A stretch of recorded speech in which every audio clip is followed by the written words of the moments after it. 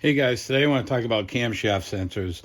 I've already done a video, I'll post a link to it, talking about variable reluctance sensors, how they function, what you can look for, how to test them. Sometimes these are easier to test while they're on the vehicle versus having to remove them. These can be similar, and these can be easy to test as well, but it depends on the type of tooling that you have. So again, you can check out that video if you like. But for now, let's talk about Hall Effect camshaft sensors. So how they function. So imagine, so this is your cam. Imagine you've got these little slices of metal, ferrous material, and then they kind of sit a little bit more proud than the opposite side, which is here, which has kind of an air gap. So as it rotates, the camshaft rotates, you have a magnet that's built into the Hall Effect camshaft sensor that detects these changes in the metal configuration. When it does this, you have a transistor. For those of you who know electronics, you have a transistor that basically says, all right, we see the metal or we don't see the metal. It's going to open and close electronically this sensor, which is going to generate a signal back to the PCM. So it lets the PCM know where the camshaft is in relationship to the crank and helps with air, fuel, and all the different performance characteristics of your engine. With a VR sensor, you have 2 pins, just 2 pins. With the Hall Effect, we have 3 pins. So 1 pin, chassis ground.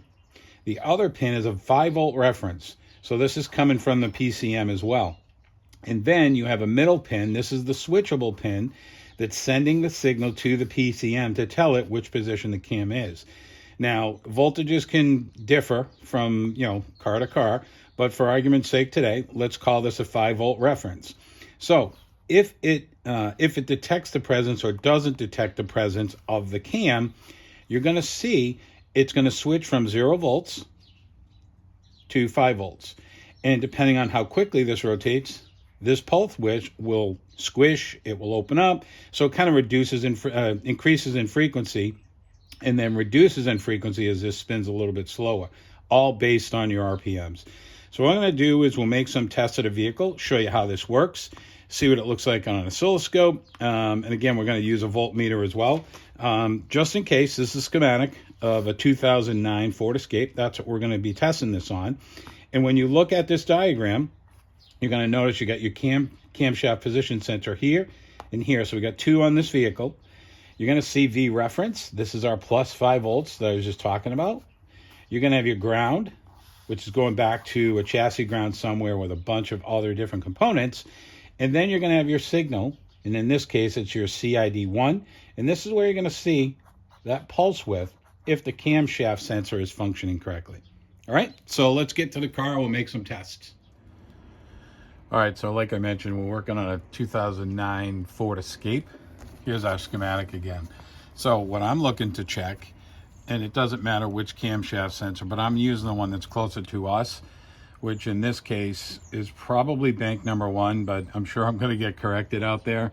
But in any event, it doesn't matter because both pin 3s share the ground. Okay, so all I want to do, and I could do this with a test light, but to keep this video short, I'm going to do it with an ohm meter. So what I'm going to do is I'm going to run my test lead on my voltmeter to battery ground, not this ground, but battery ground. And then I'm going to connect back probe in here. I'm actually going to hit the positive lead of my ohm meter. I'm going to measure resistance. So right now, I've got my meter at the top. You can see that I've got 0 ohms, which is a good thing. And just so you can see where we are, we're zoomed in. Our camshaft sensor is mounted right here on the wall. And then that's our connector. So when you look at the connector, in my case, pin 1 is furthest to the left, pin 2 is middle, pin 3 with my green lean is my ground. So my ground is good here. So the next thing I want to do is I want to check my V reference.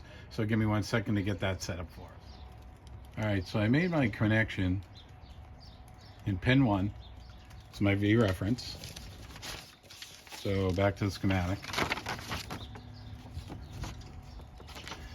My V reference is here, P1.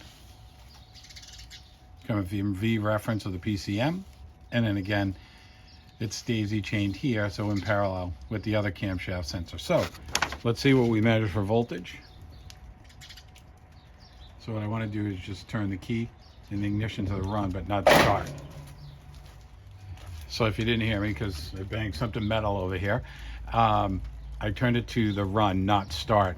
So interesting, we're seeing battery voltage is what I'm guessing. A little more, a little less. But we got a good V reference. So the next signal I want to check is the actual signal going to the PCM when the car is started. So let's hook that up and see what we can see. Okay guys, right now I'm hooked up back probe to pin 1. I wasn't getting good results with pin 2, so I'm going to stick with pin 1, which is my V reference. I've got a voltmeter hooked up in parallel with the oscilloscope, so if you have a meter, you can use a meter. If you have a scope, you can use a scope. But basically what's going to happen is anytime it doesn't see metal, I'm getting about 500 millivolts. When it does see metal, I'm seeing about 9 volts here, but let me see if I can show you this. So what's going to happen is no metal, now metal, no metal, metal. Sometimes it'll go to 8, which I'm assuming would be battery voltage. And you can also see on the scope, you got a waveform. So the next thing I'm going to try and do is connect this up to the engine, see if we can probe this. All right, I got the cam sensor back in. I'm going to fire the vehicle up and look and see what we get. Right now, it looks like it's sensing one of the ferrous material on that camshaft.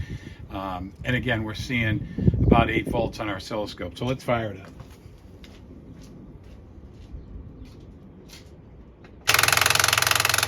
So that's what happens when you leave the key on. Let me get a jump start. All right, so after jump starting it, you can see we got a waveform. So one thing I want you to notice is you can kind of measure the voltage off of with a voltmeter, but it's really difficult. But with scope, you can actually see where it goes positive and negative, where it's detecting those pieces of metal in the camshaft.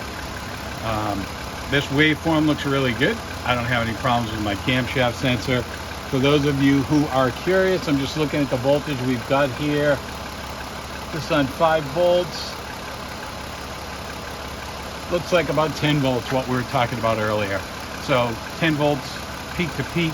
This is a 2009 Ford Escape. Guys, if this helped you, again, like or subscribe. If not, let me know what I can do. You guys have a great one for now.